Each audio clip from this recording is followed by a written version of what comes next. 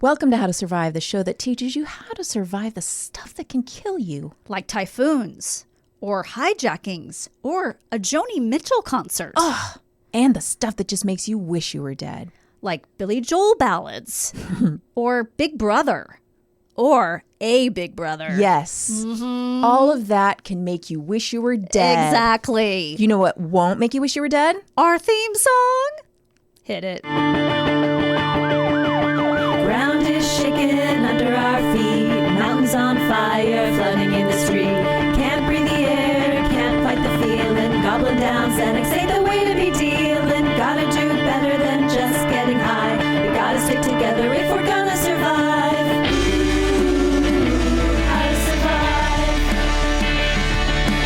Ooh, how to survive. Hello. Hey, here we are. Here we are. How are you? Well, you're a little Underslept? And underslept. about to be overcaffeinated. You had 2 children in your bed with you. Yeah, and they're adult size, basically. Right. She's 5'2", Oh, so she's my height now. and he's 5 feet. Right. And yeah, they're not small anymore, No. and they are both sick. Right. So So when that happens, does Sven go to the couch or does Nope. he stay? I think we were all there. I mean, it's a Aw. California king. But, Oh, okay. I mean, he's 6'4", so it's still not. I feel like I take up all of the slack for the kid. I make myself Tiny?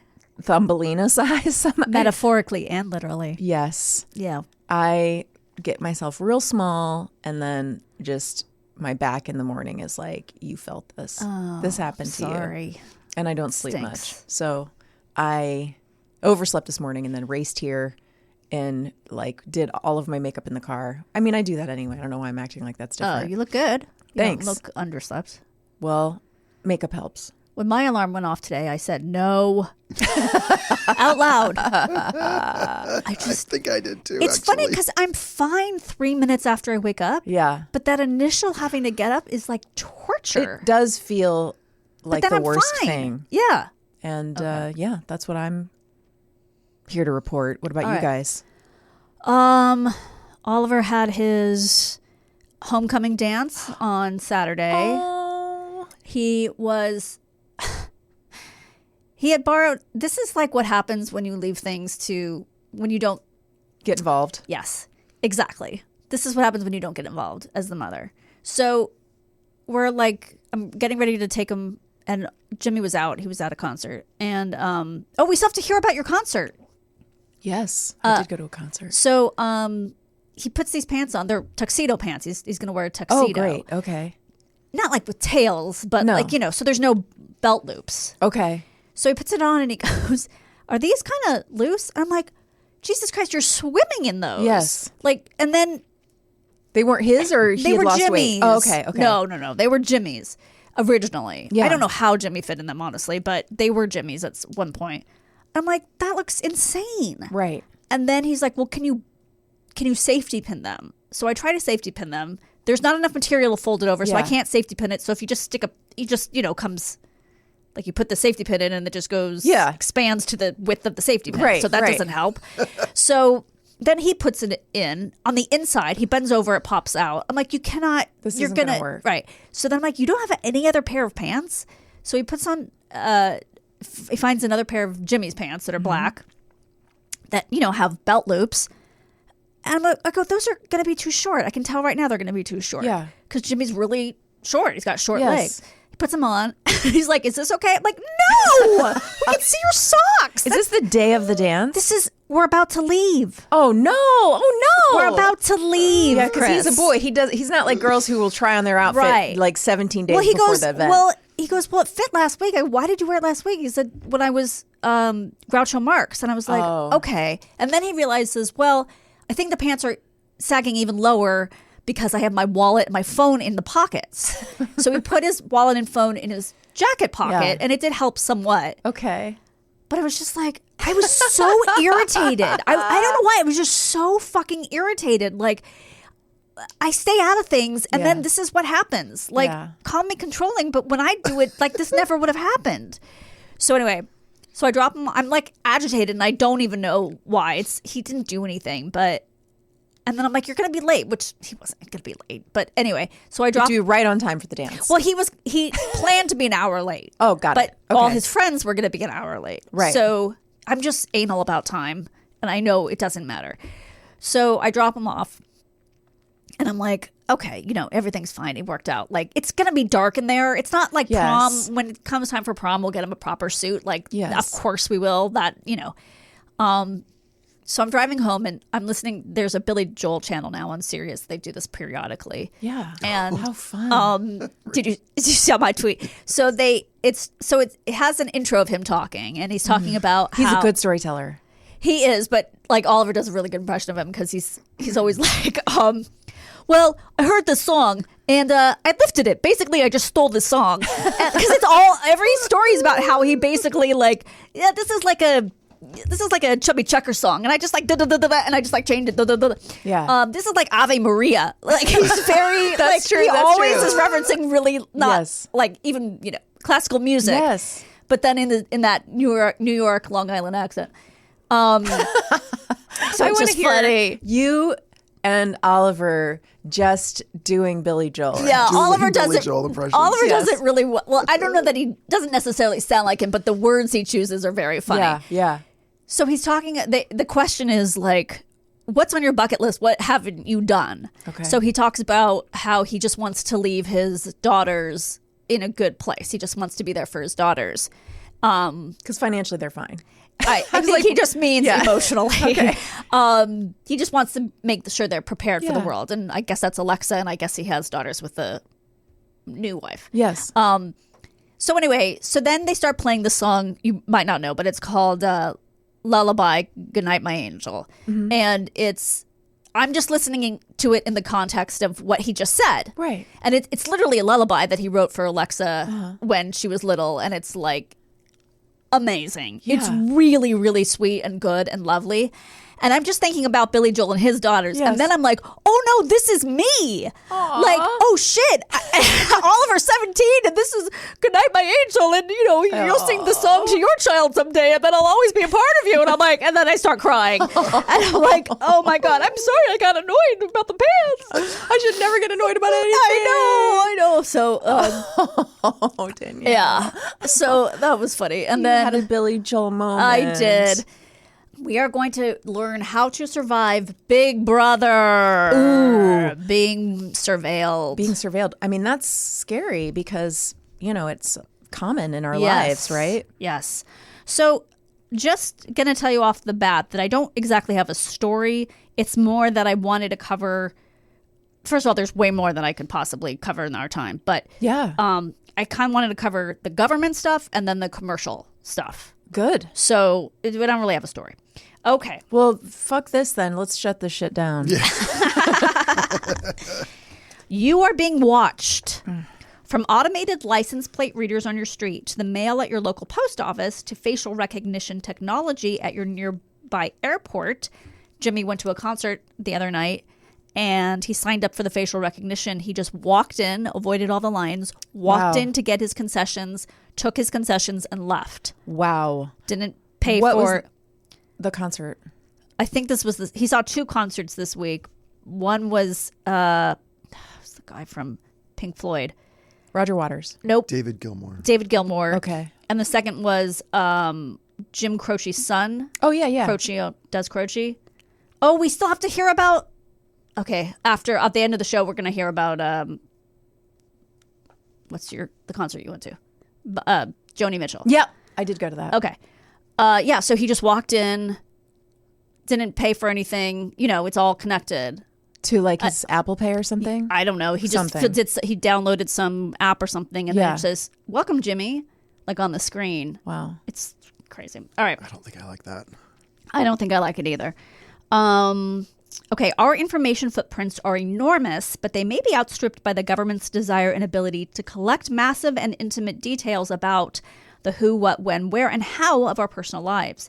In the 21st century, government data collection has exploded. Now there are numerous technologies and offices used for surveillance, and nearly all of it is conducted without a warrant. So this is a little history. you'll understand why this is. Today, local, state, and federal governments have taken data collection and sharing to new heights. But this level of surveillance is relatively recent. The intelligence failures that allowed for the attacks on September 11th poured the concrete of the surveillance state foundation. The gradual but dramatic construction of the surveillance state is something that Republicans and Democrats alike are responsible for. So September 11th happened. It was all because data wasn't shared. It was obviously a major fuck up. So then we got the Patriot Act. Yeah, so they were like, we're all listening to your phones. Yeah. And that still happens, right? That didn't stop. No. They can still legally listen. We'll get You're going to get into it. Okay. Concerns over surveillance are about as old as the Republic itself. What makes this moment in our history unique? I don't think my ears are on. I can't hear myself. Really? Not. I mean, a little bit, but can you turn it up a little bit? How's I this? don't know why I have to. Check. Is it louder? No. Or is that me? You know what? It's fine. It's fine. I don't know why I feel like I need to hear myself. That's good. Yeah. Because you have a beautiful, melodious voice. My constant stuffed up. Melodious does not sound like a positive word. Oh, well, Because it has odious at the end. It really? Yeah, but I meant it. I know you meant it that positively. way. It just the way that word sounds. Stop trying to make me look Stop bad, Garen. fighting. Concerns over surveillance are about as old as the Republic itself. What makes this moment in our history unique and an inflection point for the future of our democracy and privacy rights is the revolutionary ability to collect, store, search, organize, analyze, and share massive troves of our personal data. The data that's been collected reflect intimate details about our closely held beliefs, our biology and health, daily activities, physical location and movement patterns, and so much more. Facial recognition, DNA collection, and location tracking represent three of the most pressing areas of concern and are ripe for exploitation. From the FBI, which oversees an enormous facial recognition apparatus that can scan hundreds of millions of photos on behalf of state and local law enforcement, to real-time tracking via CCTV as you travel across town in places like New York City using cameras disproportionately positioned on communities of color, our gargantuan federal, state, and local law enforcement data sharing ecosystem has been built with both DHS and the Justice Department participating in much of the sharing. You know, you think about this not being scary because you go, whoa, this is so good at, like, serial killers can't get away with killing people. Murderers are going to get caught. But the flip side of that for me is that you go, well, Trump gets elected and starts saying, I'm going to punish all the Democrats. And, you know, and it starts with the uppers, but then it's like, well, what about the activists? What about the people who... I'm actually going to get to that. Okay, sorry. No. I'm really glad you brought that up. Meanwhile, the government has also dramatically expanded its collection of DNA, data of the most personal nature, which can reveal our familial connections, our physical traits, and our sensitive medical vulnerabilities. The FBI holds the DNA profiles of millions of individuals, and a regulatory change expanding mandatory collection of DNA from detained migrants and asylum seekers, including children as young as 14, has grown the database to contain DNA samples of approximately 21 million people. In the hands of the wrong individual or in the hands of the government, this information can be abused in profound ways. As for the data collected by our digital devices, much of that information can be bought and sold to the government without a warrant or court order due to a legal gray area, often called the data broker loophole. Your phone's app history can reveal whom you're intimate with. Your location history can reveal how often you visit a doctor and what kind of private health conditions you, your spouse, or children may have. Data brokers can use tens of thousands of data points to develop a detailed dossier on you that they can sell to the government and others without getting a warrant. Wow, that's pretty chilling. Right, and some of these things have been used from buying data to track Black Lives Matter protesters to buying location data from Muslim prayer and dating apps to monitor Muslim communities. Jesus.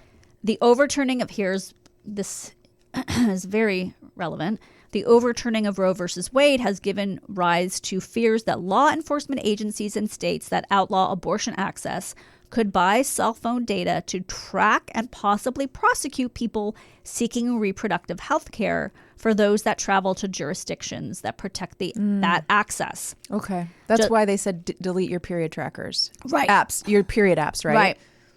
Just last year, we published an investigation on how law enforcement could use digital data to enforce anti-trans laws. And in February, an investigation by Senator Ron Wyden, Democrat, Oregon, Wyden's office illustrated how easily location data can be weaponized when it revealed that an anti-abortion organization tracked visits to nearly 600 Planned Parenthood locations across 48 states and provided the location data to one of the largest anti-abortion advertisement campaigns in the country. Wow. That is wild. So that's sort of the government. Okay, so this is sort of like, this is from Vice. This is like how to avoid being surveilled. Yeah. So I know Gary knows about this because Never Not Funny uses Signal, right? Mm-hmm. Signal is an encrypted messaging service for smartphones and desktop computers. It is for many, but not all, people a good option for avoiding surveillance. Because the government has the capability to intercept electronic messages while being transmitted, you want to use end-to-end encryption for as many of your communications as possible. Using Signal is easy. You can find it and install it from your phone's app store. You can look up how to do that. If you have the other person's phone number in your contacts list, you can see them in Signal and message them or call them. As long as the other person also has Signal, the messages automatically encrypt. All the work is invisible. Here's another tip. Be conscious of what you post on social media. Mm-hmm. If you post publicly on social media, know that local police and likely federal agencies as well keep tabs on activists online. For example, Facebook, Instagram, and Twitter have all fed data to social media monitoring products that police departments use to track Black Lives Matter activists. Beware of device cameras and microphones. Do you live around any cameras? If you use do you live around any cameras? If you use internet-connected security cameras inside your home or have a webcam running, don't leave these things unsecured. Make sure that you've changed any passwords from the default that they shipped with and cover them when you're not using them. If you have a laptop or a smartphone, use a sticker to cover the front-facing camera. You don't have to stop FaceTiming and taking selfies. You just want to cover things up so no one's looking at you when you don't want them to. So I looked that up. I was like, can people really look at you from... Mm-hmm. Okay, so that's... Yes, if they hack you. Yes. It's not like people are just anytime can just look at what you're doing. They have to hack you. And if you have malware, probably that's not happening unless, you're like, I guess, really important and people really need to get at you and film you. So I think, or you're super hot. Yeah. Right. Nobody's trying to look at me. Right. I mean, no. That's not happening. But also the sticker will ruin your like I put a sticker on my old Mac and then when I had taken it off, like it kind of ruins your camera. Can't you just put a post-it over it and flip it down? Would work. Yeah. Because you want to, especially if you want to be able to use it when you want to use it. Yeah, if you're doing Zoom or something. Yeah, you don't want to you don't want to permanently ruin your camera. Yeah, I honestly, I think it's maybe exaggerated. But yes, I guess, they send you those emails like, we've seen what you've been doing and we can, we're going to hold it ransom unless you pay us X amount. That happened to Sven's parents. But it's not real. They don't really have they this did. Stuff. They did get hacked and had to pay somebody to like get their computer back. Wait, are you serious? Yeah. They took over the computer? Yes. Like, how did they know? Did they get an email or was it like, did there like a movie? Did it just start writing out on the computer? I'm not sure exactly, but like this does happen to old people sometimes. Yeah. Where they don't have a Mac. I'm telling you, man. You don't need malware on a Mac because a Mac is already provided with all of the antivirus stuff. Oh, okay. So you don't have to do any of that, like install any McAfee or antivirus software into a Mac because it's already all protected. But they got hacked and taken hostage essentially for ransom, and it was like, you have to pay this amount and we'll give it back. And they consulted with their police, and the police said, that's how you get it back. Wow. We can't do anything for you. But how do you guarantee that they've even, give it back, how do you know that they just won't do it again? You don't. Wow, But that sucks. change all your passwords, I guess. I don't know the more specific details of that. I mean, Sven does. I could find out, but it does happen a lot. Yeah, especially to older people who don't know don't know as well, like, are targeted. So it sucks. Okay, so this is from USA Today. This is from 2019, but I'm just going to read it as it is because this sort of has to do with the commercial side of it, the Facebook side of it, rather than the government side. Okay. So this is more about commercialism than it is about, tracking your... Okay. So my editor, Michelle, was at a birthday party for her son's friend recently when the mom mentioned a company she liked called Joy Mode. Minutes later, an ad for Joy Mode appeared on Michelle's Facebook newsfeed. When she told me about it, we both wondered whether the urban legend could be true. Does Facebook really listen to our conversations to serve us ads? Facebook is eavesdropping on you, said Jamie Court, the president of Los Angeles-based consumer watchdog nonprofit. It's just in a different way. The truth is Facebook tracks us in many ways. Many of us don't even realize and is so good at it, we think it's monitoring our conversations. Instead, it uses sophisticated demographic and location data to serve up ads. It's like they're stalking you, said Court. They put all sorts of circumstantial evidence together and you're marketed to as if they're listening to your conversations. In the case of Michelle's Joy Mode ad, we asked Facebook point blank to help us decipher how this happened, and it sent us to the why you're seeing this ad feature that's included in the menu of all Facebook ads. Mm-hmm. Facebook's algorithm figured since she was with her friend of a similar age and both had children, I'm guessing they took pictures, that Michelle would be equally interested in a brand the mom had liked once.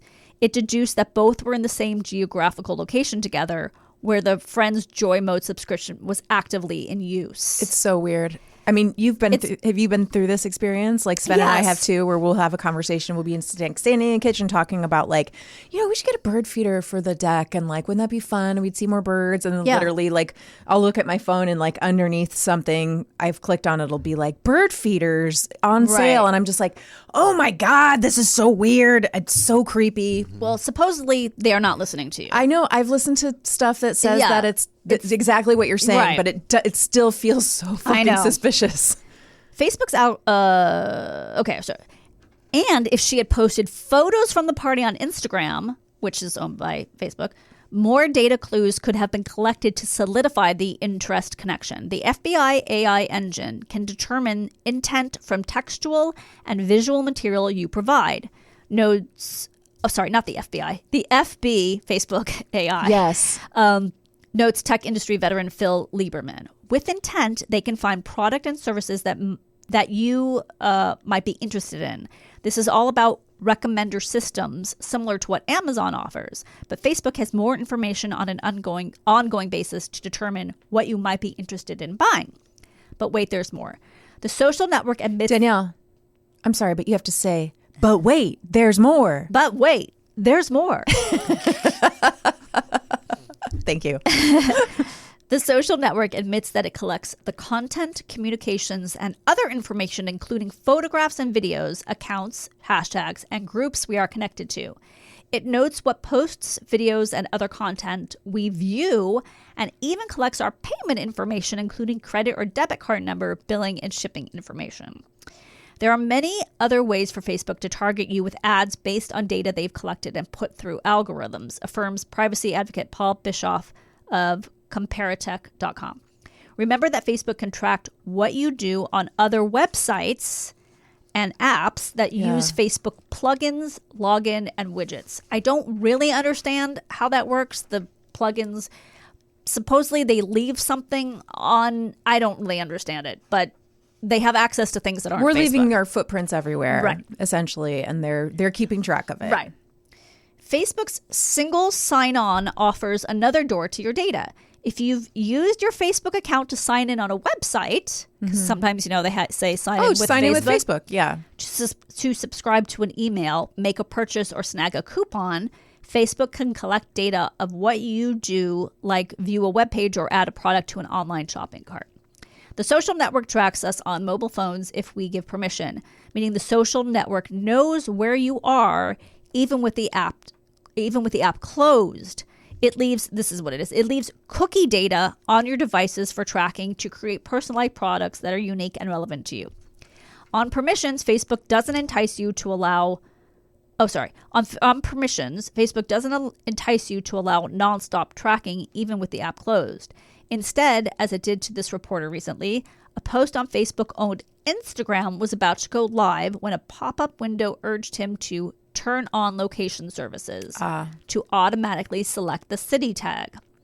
There are steps we can take to limit Facebook's tracking, but face it, if you're using the Facebook app and they're tracking interacting you, right? with people, Facebook can get most of everything. Sorry, I didn't mean to cut in. No, that's right. You know what I would like? Yeah. I would take this class where there's just like, you get on a Zoom, you maybe go in person or you get on a Zoom and the guy says, all right, open your computer or open your phone and then I'm going to walk you through all the things you do to get stuff to stop tracking you in real time. Like, I don't want to do it myself. Like, I just need somebody to walk me through it. But there is no way to do it. I know. But that's what they're saying. If you can limit it, I think. Yes, I'm going to tell you a little bit about how to do that. But you're the guy. But mostly, you just shouldn't be using Facebook if you're that concerned about it. Yeah. I mean, in all honesty, we're gonna get pop-up ads anyway. Right. So it's just whether the ads are relevant to you or not. Yeah. And I mean, in a way, it's like, okay, well, I guess I'd rather see ads for sustainable clothing companies than guns. So what difference does it really make? But obviously, it can be used, Anyway, so to track you down and imprison you eventually. Yeah. The real problem isn't necessarily that. It's that there's no security for any of this information. And if these hackers go into Facebook's database, they got everything they can get. Right. It's just happened with that huge government data house or whatever that just got hacked. That millions and millions of social security numbers, full things got oh my God, scraped up. Yeah.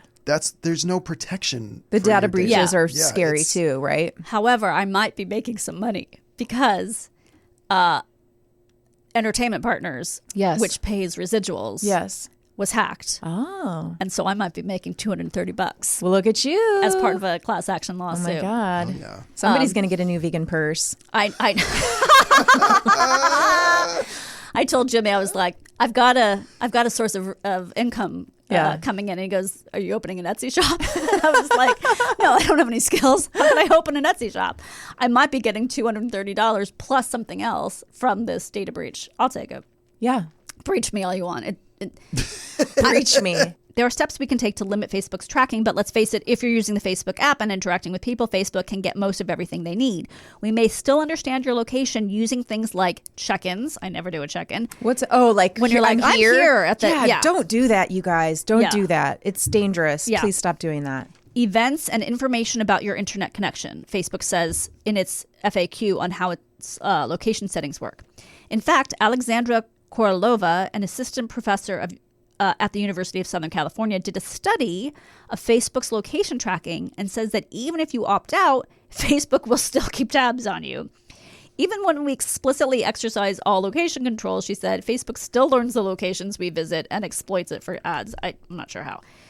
In a widely... Maybe through people's photos of where they are. I mean, there's a million... Right. Or if someone you're with has locations on and they take a picture and you're in the picture. I mean, I guess there's a million ways. I'm sure they're just employees hired specifically to just figure out where you are. In a widely read Medium piece published in December of 2018, Korolova noted the downside of being tracked. The locations that a person visits and lives in reveal a great deal about them. She writes, their surreptitious collection and use in ad targeting can pave way to ads that are harmful, target people when they are vulnerable, or enable harassment and discrimination. Oh my God. The issue of privacy can become particularly acute when there's the presumption or wish for confidentiality, say during a therapist visit or at an Alcoholics Anonymous meeting. Jesus, come on, man. What do you do? Security expert Will Straffock is launching a new smartphone app. Even though this is old, I Googled it. This is still a thing, this app. Okay. Called Guardian Firewall in July to stop companies from tracking. The electronic devices you bought and owned should not be snitching on you, he says. That, by the way, I'm not endorsing this. I don't know if it works or not. Not to sponsor. Yeah. The app costs $9.99 monthly, and he says will stop Facebook and others from peering into your data most of the time. These companies are stealing data from your pocket from the phones you paid for, he said. They are wasting your battery life, which I thought was very interesting. And most people don't even realize it's happening. So check out, if you're interested, check out Guardian Firewall. Okay. That's absurd. We have to pay a monthly fee for something like that. It's outrageous. It's also because it feels like this is a case in which the government should step in. I mean, they're also spying on us, but they want it. The regulations should protect, like government regulations should be protecting us from this sort of thing. This shouldn't be illegal. Right. Well, they're hand in hand with them because they help them a lot. Yeah. It's wild. There are steps you can take to dial back Facebook's interest in your activities. Start by refusing access to location data. On Apple iOS devices, I did this. Go to settings and open Facebook in the app section. Location access has 3 options, always, while using the app, and never. You've probably seen that.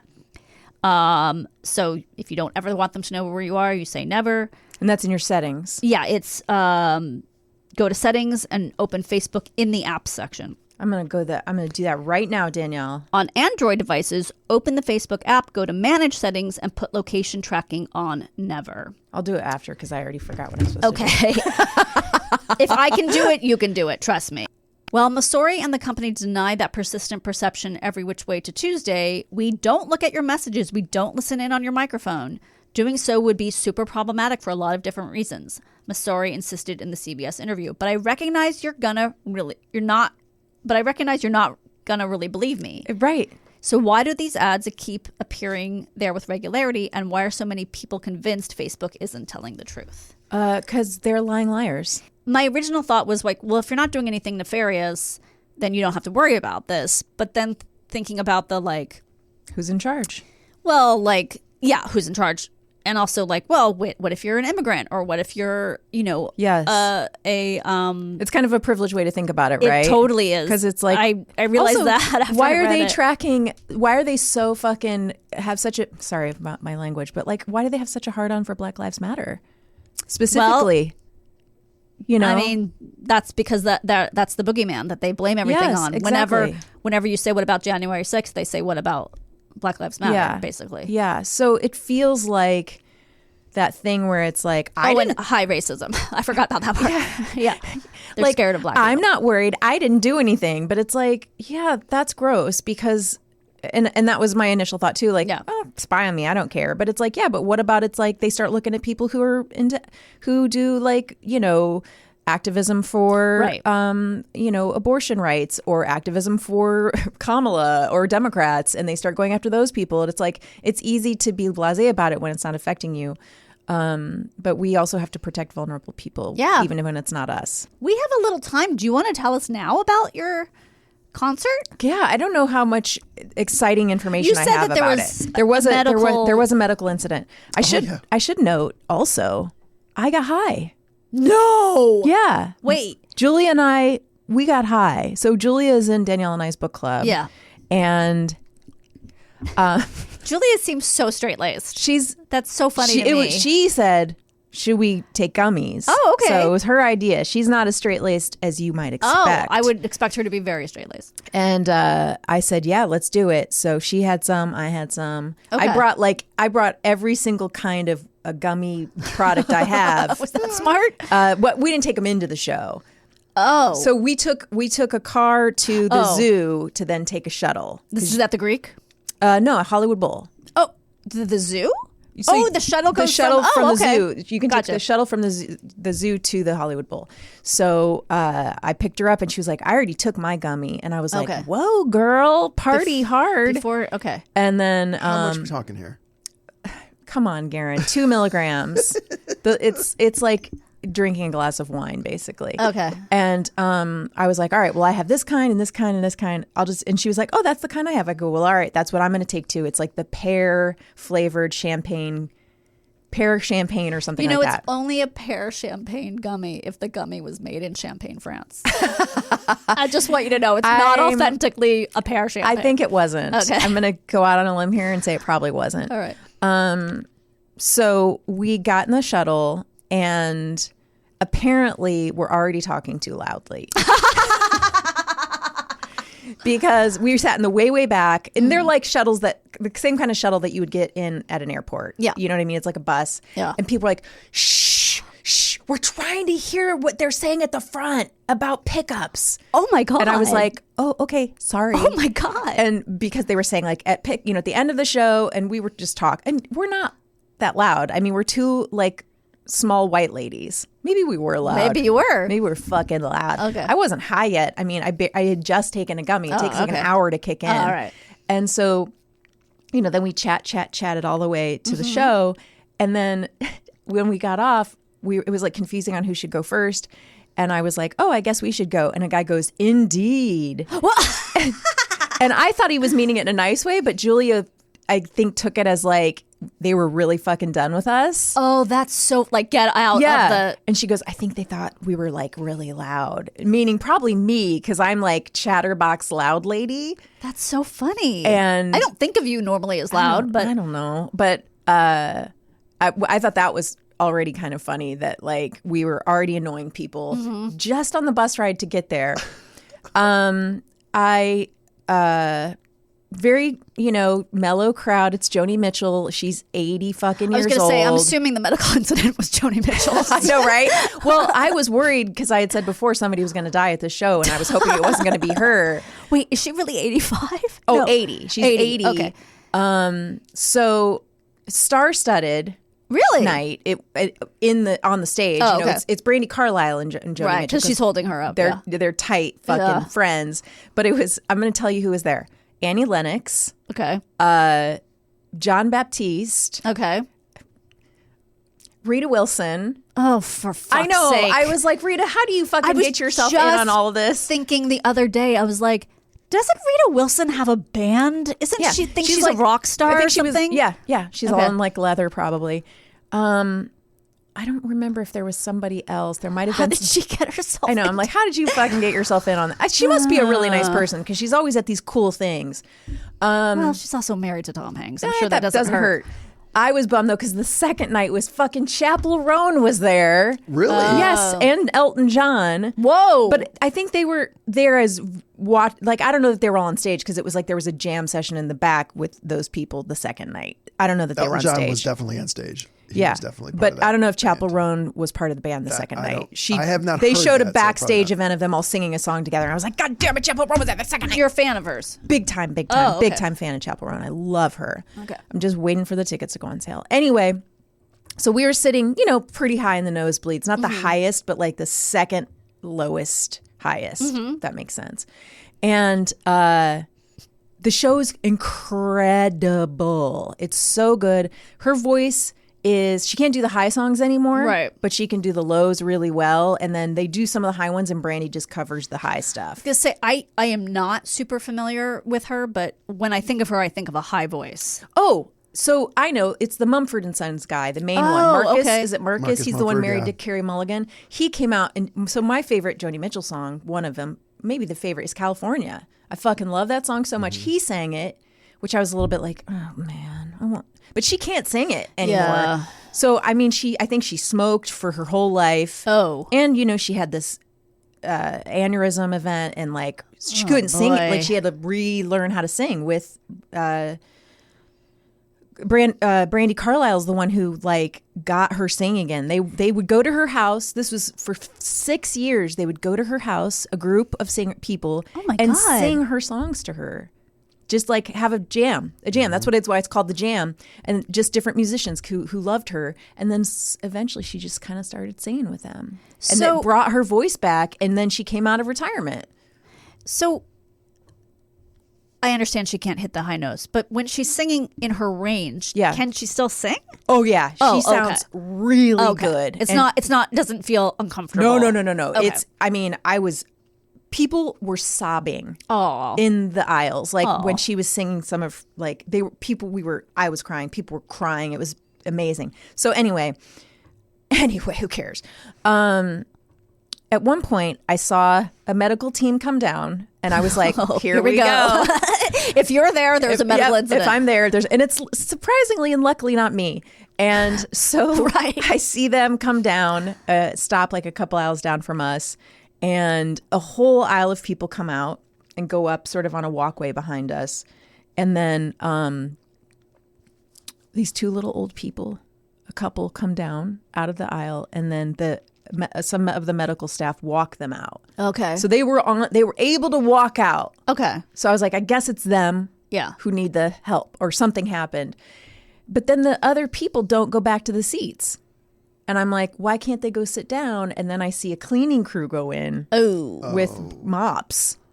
Oh, they exploded. And I guess they exploded. I don't know what they exploded. Oh. So they had to stand for a long time just above, like sort of above in a walkway where usually you're not allowed to stand right during the show. And so I don't know what came out of them and where, but that's interesting you say that. I don't know if Jimmy mentioned this on yesterday about when we went to breakfast. No. Oh. We went to breakfast outside. We were eating outside. Yeah.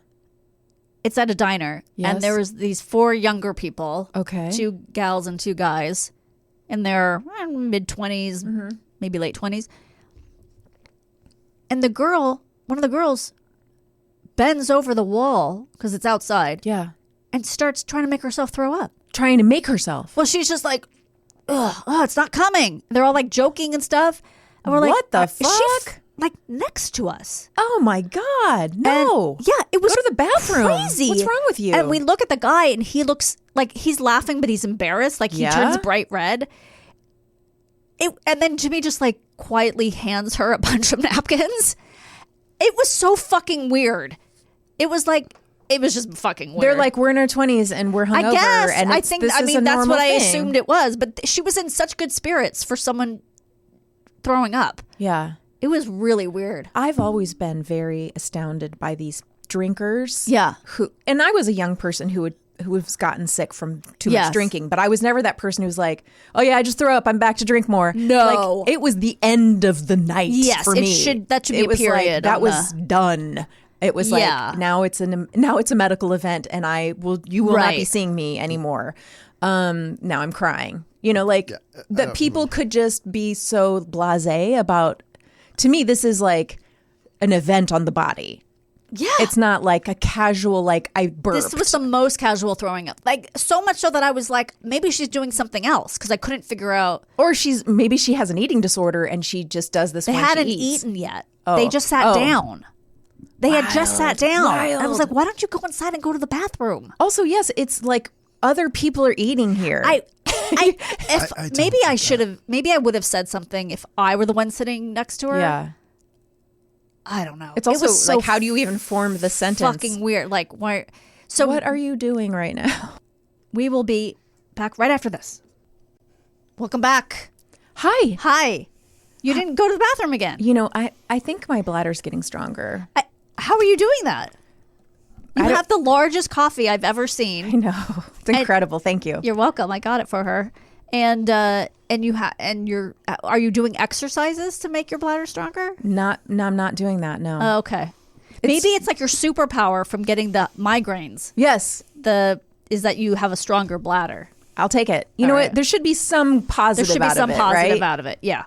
Yeah, I think so. Well, on the first half of the show, we talked about how to survive Big Brother. And now we're going to talk about how to survive a Big Brother. All right. With Matt Weinhold. Our friend Matt is here. Welcome back. How are you? I'm great, and it's a pleasure to be back. And it's always wonderful to see you two. Oh, thank so good you. to see you. And as always, you can listen to Matt's podcast, Monster Party. Yes. And it's perfect time of year. Yeah. It is. We just did our. Yeah. What did you do for Halloween? It's dropped. Our Halloween episode is dropping today, which would be after Halloween, right? Yes. But yeah, we did it with Dana Gould, who is Halloween personified. He is Mr. Halloween. Yes. Mr. Halloween. And we've just been going to various different haunted attractions and mazes and things like that. Oh, do you like being scared? I do. I like it when it's creative. I got tired of Universal because there was a lot of it wasn't really scaring me. It was more like startling me. Okay. So there's a lot of people running up behind you with jump scare kind of stuff. Coffee can full of dried beans. Yes. I hate it so much. Yeah, you're right. I can recreate that in my home. Just have my wife just all of a sudden go, ah! I want to hear these story about your big brother. Well, my brother, it started pretty much when I got home from the hospital. Yeah. Okay. After being born. What's the age difference? 7 years. Oh, is your sister in the middle? No, my sister is 9 years older. Wow. You're the youngest. I wonder what happened. Yeah, Yes. right. Okay. This is the It same. explains a lot, too. Yeah, this is the age difference in my brother too. So Oh, really? I'm Okay, excited okay. to hear. Oh, that's right. So this is something I was told by my brother. Told me this story. And he said, when I got home from the hospital, I'm in a crib, and he wanted to see if fear was something that was innate or learned. And so Oh my God. Yes. He's a smart 7-year-old. I'm telling you, he's an evil genius. Yeah. And what he did was we had this. There was this green rubber mask, monster mask, and it hung around forever. But I found out what it was initially used for, and that was that he put it on, and he got below the edge of my crib, and just slowly raised his head. Oh my God, this explains so much. Yes. Until he caught eyes with me. So I'm, baby's like everywhere. Yeah. And then finally we lock eyes. And he's looking at me and everything seems to be fine. And then all of a sudden I wail like, this is the first moment that I've learned how horrible life is. So he assumes then that fear is innate, not learned. Yeah, I get, but he also, kept doing experiments, so. But also, you have a love of monsters. I do, and I've thought about that too. I wonder if it's just embrace what terrifies you the most. Embedded. You owned it. Yeah, you were like, I'm gonna embrace this. Yeah. Did your thing that I fear parents the know most. he was doing these experiments? No. Oh, okay. Not till years later when it's Thanksgiving. Hey, let me tell you a story. Yes. But and it didn't stop from there. It was strange because we're so close now. Oh, you were? Yeah. Oh, that's so nice. That's good. And he has apologized so often for the things that he has done, to the point where on Christmas I'd get more presents than anybody. Oh, that's so sweet. And I kept telling him, look, that's you're young and we're all dickheads. Yeah. But no, I mean he did some things. Okay, so in our neighborhood, when he was, like 12 or 13 or something like that. Mm-hmm. He and a bunch of other people in the neighborhood would have these wars, these tree fort wars. Okay. One group of kids had a tree fort. He had another one, and they would throw rocks at each other. They'd have a rock war. Yes. So, the goal is concussion? Head injury. Head injury is the goal. I'm assuming, and I wish I had like a videotape of this so I could see how big the rocks actually were. Yes. Right. But I'm really little, and I'm there while this is happening. And at one point, I see kids from the other side gathering rocks. Okay. So I'm just a little kid. It's like, oh, I'm going to help. Yeah. So now I'm helping the other side enemy. get rocks together. Gotcha. My brother's friend Brian has a BB gun. Oh, no. And he points out that I am collecting rocks for the opposite side. Yeah. You're like 6. And I if that. Okay. Yeah. And so then my brother sees what's happening. He goes, well, he's a traitor. Oh, my God. Shoot him. Oh, my God. So I'm sitting there, and I pick up a rock, and all of a sudden, this BB goes, boom, right there. I'm like, ah. And that was the end of the rock war. My God. And I mean, it took quite a few years for him to come back and say, maybe that was out of line. Oh my God. Do you remember that, or has it just been told to you? You remember it? Okay. I remember yes, I do remember that because, it's Pavlovian almost. Yeah. Yeah. The pain seared its memory. Yeah. It's seared into my soul now. Is the BB still in your wrist? It is, and when it gets cold, it aches. Yeah. And you didn't tell your mom about that? I'm trying to remember if it was one of those things where he did something to kind of, for the moment, make it right. Yeah. But I think it might have gotten back to my parents. But you have to understand, too. So because of the age difference, and I'm sure you went through this, too, where I'm kind of the forgotten kid. Yeah. Because they had been through this twice now. Yeah. And my brother, the shit that they would do. My brother once had a party and invited a bunch of people in the school in San Francisco, Lincoln High School. And this is in the 60s. Uh-huh. And the entire school came. So I remember this, looking out the window from my room, looking out into the street, and there's just people everywhere. This is a little suburban kind of neighborhood. And at one point, I want to go investigate to see what the party was like. And I go down, and I go through because he had the downstairs, the cool room. Oh, yeah. My brother had a den. Yeah. Basement den was his bedroom. Oh, my dad had made a bar. It was like the worst thing to have a kid living in. He had a bar in his room. Yeah. Oh, my God. But I go down there, and I'm walking through his room, and it's like a tiled floor.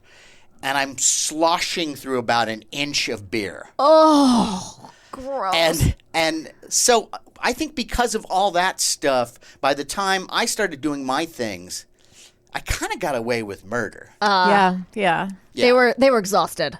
Yeah, my dad at one point I think just stopped talking to me. It was It's just easier this way. Roommates. Yeah, I remember there was a point where I was going through some sort of like existential crisis about religion and the nature of the universe, and I was really upset. Yeah. And I go to my mom and dad, and I'm crying, and I'm describing my feelings, and my mom is trying to talk me down. Well, if there is a God is love, and trying to be very assuring. And my dad just looks at me and goes, "Well, you don't want to be a downer." Oh, I love it. such insight. Yeah. I love so it. that's where I was. So it allowed my brother, and then my parents they were caterers, and so they would work at night quite a bit. So they're not around. I'm left. Yeah. My sister had already left because she got married, and my brother was still there in the downstairs room because why would you ever leave that? Right. Yeah. What a great babysitter. Yes. And so he did. It was nonstop. And actually, before my sister left, he did one of the most ingenious pranks on me. There was a point where I was doing something. I think I was happy or enjoying myself or something like that. He was like, we can't have Like, this. no.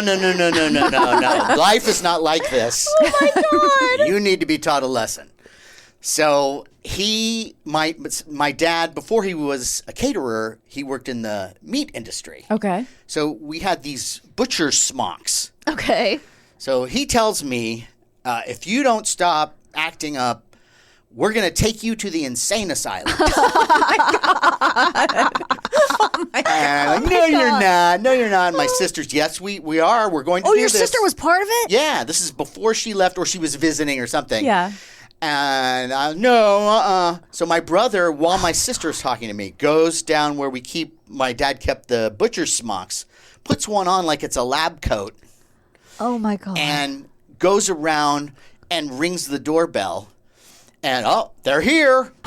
And so she opens the door, and my brother has his head ducked, and he just lunges and grabs me. Oh, my and God. I flip the fuck out. Of course. Yeah. And then, and it took, there was that moment where I realized it's not really happening, but then there's all the time after that. Yeah. Like, I guess at any point someone could come through that door. Yes. And just get me. Yeah. Oh, my God. You are never safe. Were you on eggshells like your entire childhood because of this? It was, unfortunately, I've never claimed to be the sharpest tack in the box. So it was a mixture of that. Every time you were surprised? Well, there was a little bit of gullibility because I was also, since my dad was off, and not really talking to me, my brother was my male role model. Sure, Yeah. So I was also trying to win his approval. Yeah, yeah, course. yeah. And when he would present something, I don't want to be a downer. Right. So, Yes. Well, your dad told you not to be. right, yes. And I would go along with it. So when my brother would say, grab this big industrial barrel thing that we had, because I forget what came in it, and cut it open and drew a bunch of spaceship controls inside Yeah. and said, hey, this is a spaceship we made for you. And if you want to go to another planet, we can take you there, or you can go. And then he puts me in it, and then him and his friend roll me down a hill Oh, jeez. In San Francisco. in San Francisco. Oh my God, I'm surprised you're not still rolling. I know, right? Yes. Oh my God. Well, I am kind of rolling. Fair enough. Oh my God. Wow. Oh my God. Did your brothers do stuff like this to you? Oh. Well, I mean, yeah. I know they did. Oh, you gotta give like me- yes. nefarious stuff, like make you get a pot plant in the middle of the Well, night. yeah, you but- know the That's story. great. You know That is a that great you know that story. he woke me up to go steal a pot plant when I was 12 on a school night. My brother used to lock me in the closet. Oh, that's scary. He also this was the thing he would do. He would say, because my parents were split up, and so my dad lived in a different apartment, and my mom was out a lot, so he was my babysitter. Right. And he didn't want me there because he would throw parties every weekend. There were big parties at my house, and he didn't want his sister there because she's Right. 10 years old. So he'd be like, "You have to go stay at Dad's." And I'd be like, "I don't want to stay at Dad's. I want to stay here." So he had recorded me and my little friend Kelly on a tape recorder when I was probably 10 years old, trying to get cigarettes from him. And I'd say, "Can you give us a cigarette? We want a cigarette to smoke." And he recorded me, and then he'd go stand next to the phone in the kitchen and play the tape and go, "I'm going to call Mom." Oh my God. And there was no way he could, what was he going to call all the bars in Akron? Like he couldn't, he couldn't find my mom, but like, I didn't know that, I just thought also, maybe then your mom would come home. yeah, maybe. Why is my 10-year-old asking for a cigarette? Yeah, who's the bad guy here?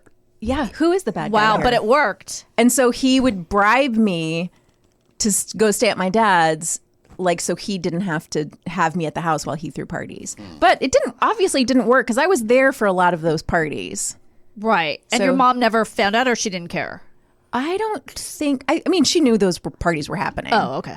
We used to just play Scary Movie, my brother and I. Like, I would, if I had a Michael Myers mask, I'd put the Michael Myers mask on, and I would be Michael Myers, and him and his friends would all run around and hide. But they enjoyed it. yeah. Okay. That There sounds was fun. one time with, we kind of teamed up on my brother's friend Ian, who now lives here in LA, and we would make, like, somehow we were getting phone calls to the house, and at one point we'd spelled out his name with butcher knives. Oh my God. That's good. That's good. His name is Ian, and it's really easy Easy, to Yeah, that's yeah. easy. Yes. knives. That's Yeah. amazing. Cornelius is a little. I was quite the wimpy nerd. And my brother, because again, my role model, Yes. wanted to make me tougher. Gotcha. So his thing was one night when everyone's out working, he goes, I'm going to teach you to tighten your stomach muscles. Oh my gosh. Because, if someone hits you, you can tighten up and it won't hurt. I'm Right. like, okay. And we're going to do it very gently at first. We're going to just gradually do, okay. And Okay, so wait, how oldish are you at this point? I want to say I got to be like 8 or something. Little guy. So I'm tightening my stomach muscles, and Yeah. he gives me a little punch, and he goes, "How you doing? You okay?" I'm like, "Yes." And does it again, a little harder. You okay? Yeah, fine. And then gradually just keeps doing this harder and harder and harder. And I'm taking it. Yeah. And he's walloping me, and I'm Yes. Oh my God. and so at one point he goes, all right, you're doing great.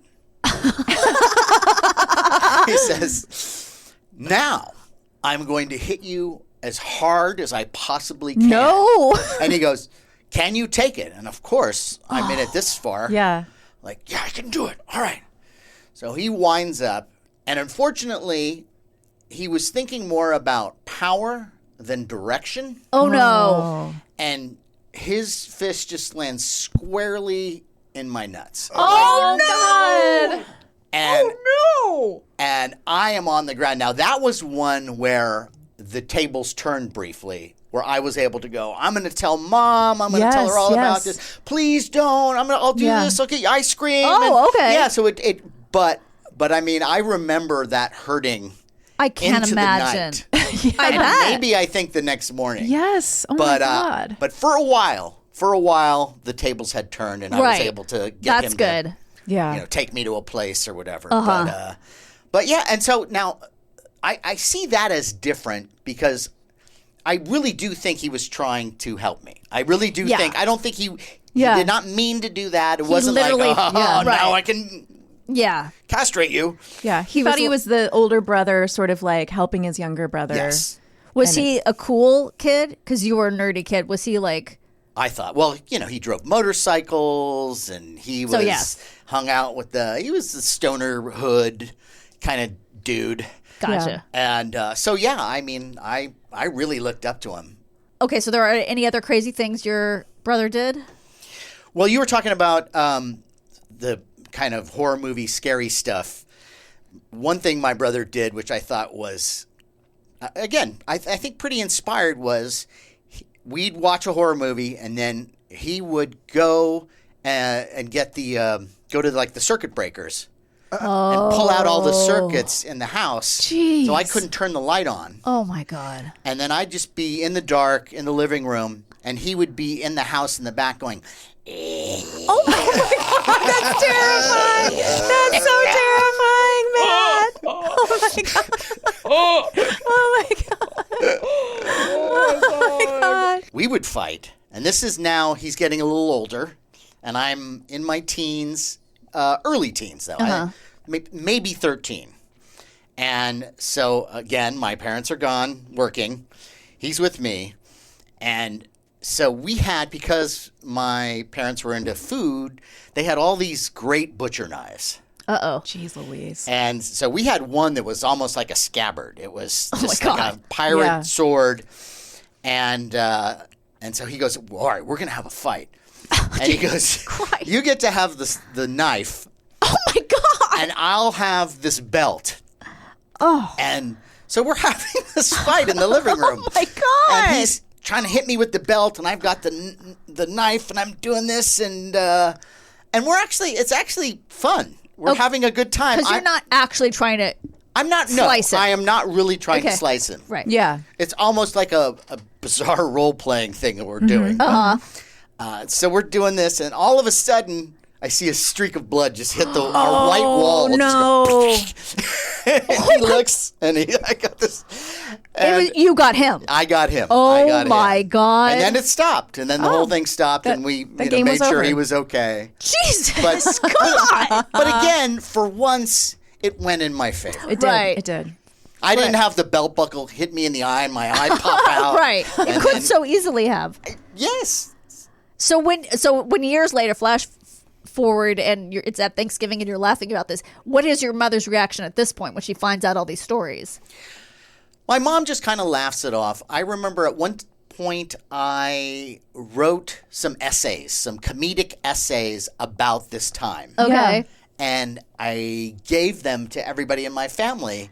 And I thought they were pretty well written. And if you read them, the tone of them was not accusatory. It was really just like, isn't this kind of funny? Oh, the things that kids go through. Yeah. Anyway, so I give it to my dad, and my dad, I hear from my brother that my dad calls him and says, I had no idea this was going on, and I feel like I'm such a horrible father. And so I feel bad, and I got to go and call my dad, and I go, look, this is just lighthearted. I'm fine. Right. Yeah. Yeah. Mark, my brother, is one of my best friends. I Right. mean, Yeah. we all that's in the past, and I don't think anything negative about Sure. you. But he was upset by it. Of course, when I But call that's him, good. Yeah, that's good. that's the but right then- response. Yeah. But when I called him, he was like, "Oh no, it's no big deal." It's, it's just that, interesting. Yeah, Oh, he was okay talking to my brother about it. He didn't want to feel vulnerable. He didn't because guess he not. felt bad that he neglected you. Yes. Yeah. Oh, interesting. Yeah. That's Interesting. wild. Yeah. Wow. Lot of dynamics happening. Yes. there in Yeah. the Yeah. family. Yes. Crazy.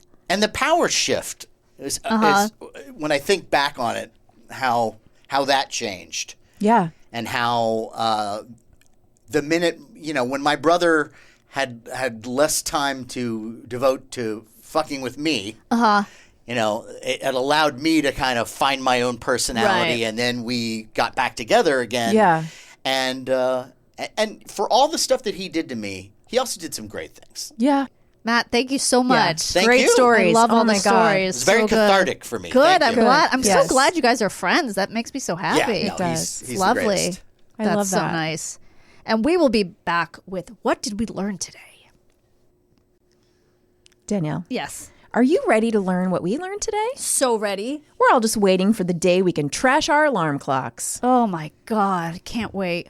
Billy Joel shares his eldest daughter, Alexa Ray Joel, with ex Christy Brinkley. Yes. And has two younger daughters, Della Rose, 8, and Remy Ann, 6, with his current wife, Alexis Roderick.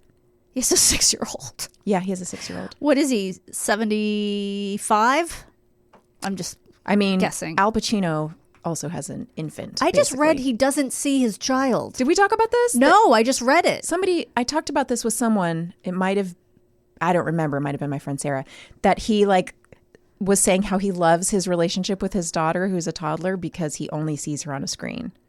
Like, he didn't say, I only see her on a screen, but basically he only sees her on a screen. And I'm like, yeah. Fuck is that He's like, it's great being a dad. I'm like, I bet it is when you only have to do it on Zoom. But also, that's not great. That's no, horrible. it's terrible. It's his greatest role. I don't understand. Yeah, of course parenting is easy with a toddler when you only have to do it on Zoom. Is there a reason why he doesn't see his daughter? I'm sure. But Okay. I don't know what it is. What were you going to say, Garen? Billy Joel is 75. Oh, I guessed it right on the Look at you. nail head. You should have a carnival game. Yep. If you aren't going to a Joni Mitchell concert on 5 milligrams of weed, what are you even doing? I mean, I'm going on 2.5. Yeah. Or 2. Bladder exercises, also known as Kegel exercises or pelvic floor muscle exercises, can help strengthen the pelvic floor muscles and control urinary incontinence. Right. But yes, it can help you control peeing your pants, but I don't know that it would help you control that you have to go to the bathroom. Do you know what I mean? Yes. Right. Like I would still feel like I have to go to the bathroom. I would just not be peeing my pants. True. Guys, I do want to shend. Yeah? I do want to say thank you to our new Patreon members. We've got some new Patreon members, and I want to give them a shout out. They are going to get name recognition shout outs very soon. I just don't have my computer with me to go in and say thank you specifically, but you know who you are, and we thank you so much. Yeah, that's great. Thank you so much. We love you, and we are going to do our best to give you just the best content you've ever wished for in a content provider. I want to say Nailed it. Is that how you're supposed to say things? I think you got it. Karen, did I think do you that got it. right? Yeah. and I wanted to say something, Yeah, which say is it. that this is not a reprimand, but I have noticed that not everyone opens up the newsletter. What the fuck? And I do just you know how wanna hard we work say- on that newsletter when we do it? when we do it, when we get around to it. It's often quite funny. Yes, it and is. there's little it's an easy read. It's not like a crazy long letter. There are of- links. Yeah, but it's just fun and silly, and sometimes there's a fun picture Yeah. that you might want to see of like Chris with like her glasses askew because she hit her head on the Yeah. car. Don't you want to see a stupid picture of me? Yeah, so just treat yourself. Treat yourself. It's a nice little like afternoon, respite from your work. It's an amuse Amuse-bouche. bouche. Thanks. I was like, Yep. boucle? No, that's not right. God, my brain. Boucle is a material. You're right. Can I make a political pitch? Yes. And you know what? If we decide we don't want it, we can cut it out. I recently learned about a thing you can do activism-wise before the election, because it's going to come out before the election, before. this is coming out on the election day. It is? Yeah. Next Tuesday is election day. when people are hearing this, they're voting. They're voting. Oh, so guys, it's election day. Never mind the other thing I was going to say. Your ass better be in line to vote right now. Yeah. And if you are like, oh no, I haven't voted yet, do it. Go do it, please. It's so important. If you're voting for Jill Stein, don't even fucking listen to this podcast anymore, because I can't stand you and I don't understand what you're doing. If you think you're doing anything voting for Jill Stein, you know what you're doing? You're voting for Trump. Well, you know what? Unless you're in California, then it doesn't fucking matter, because we're gonna if they were gonna vote for Trump, then go vote for Jill Stein. It's fine with me. I mean, if you were gonna vote for Jill Stein or Trump, vote for Jill Stein. Vote for Kamala. Okay? Because you're making a big mistake. You're making the biggest mistake of your life. What if this hadn't happened and you completely blanked that next Tuesday was election day and you didn't go vote? I didn't After vote. all of your like going to another state, getting people to vote, writing postcards, you're like, whoops. I would be devastated. I actually got scared last night that I was going to do that for some reason. Like forget to vote? Yeah. I mean, I can't possibly, but I've almost done that before. Oh, really? Like forgotten about my ballot and gotten too close to the last minute and been like, oh my God, I have to vote. And actually didn't. Are you voting in person? I don't know. I'm gonna go vote in person. I might do my ballot like at home and then take it in, because you could do that too. Yeah. I need to do so much research on judges and all that stuff that I can't in the ballot box. It'll be nuts to try to do it. Right. But you're gonna go in person? Yeah. Yeah. Okay. Well, the other thing then I'll tell you guys off air, because these guys aren't going to be able to do it. It's too late. You guys, it's already too late for you. Oh God, democracy will either fall or not. We'll find out. Maybe not even tonight. No, Maybe probably not tonight. In the next few days. We're not going to have an answer while you're listening to this today. We don't know, probably. Unless you're listening to it late. I don't even want to. Guys, I'm so scared. Okay, we're not going to get into it right now. Fingers crossed. We all love you. And fingers crossed. Guys, I love you. I'm sorry that we've gone on so long, but we can't stop being interesting. And until next time, remain calm.